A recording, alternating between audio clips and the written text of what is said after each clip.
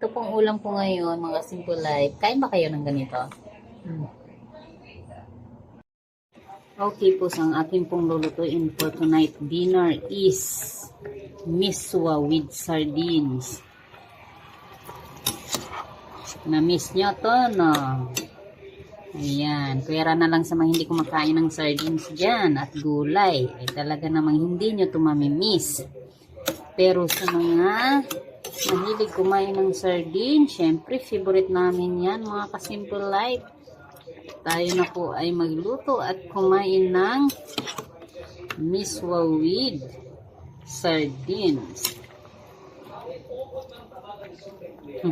Napakasapo nito, mga simple life. Huwag niyo pong baliwalain ang sardines.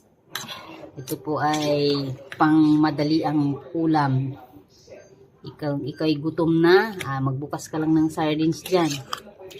Fights na, sold ng gutom mo. Okay, so malapit na yung maluto. Hintay na lang natin yan, mga ka-simple life. Pitsay Bagyo yung aking ginamit dyan. So, hindi na ako nakabili ng patula para dyan. Sana mayroon dyan. Tas, nakon sarap pagka maraming gulay.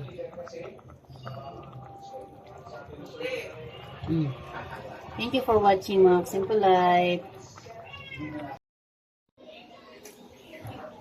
Kain na siya ng mangga. Simple life. Tapos na siyang mag-dinner. Tingnan mo naman yan. Yung kalat niyang kumain. Siya lang talaga kumakain. Ayaw na magpasubo niyan. Mapabangos ang ulam. Malatinik. Manok. O yan, siya lang kumakain. Siya lang din ang nagtatanggal ng mga tinik at saka buto. O, ayaw niya talagang magpasubo eh. Siya lang talaga. Diba? Sarap. Sobrang tamis. Pusin mo. Kainin mo pa? Kain ka pa? Wala na dito eh. Ubus na. Doon. Wala na. Ubus na rin. Naghanap pa siya sa ulam. Ubus na. Higupin mo na lang yung sabaw.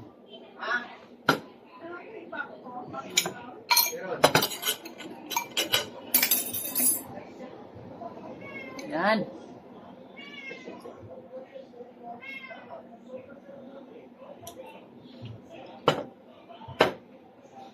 Busin mo. Gamitin mo yung spoon. Ayan yung kanin, oh.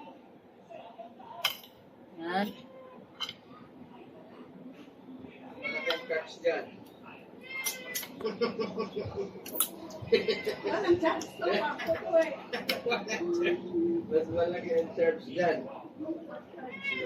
Ilapit mo plato mo na.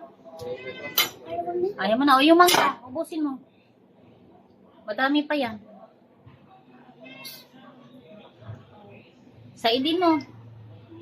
Side by side. Marami pa side by side. Dahan-dahan. Malagpot na ron.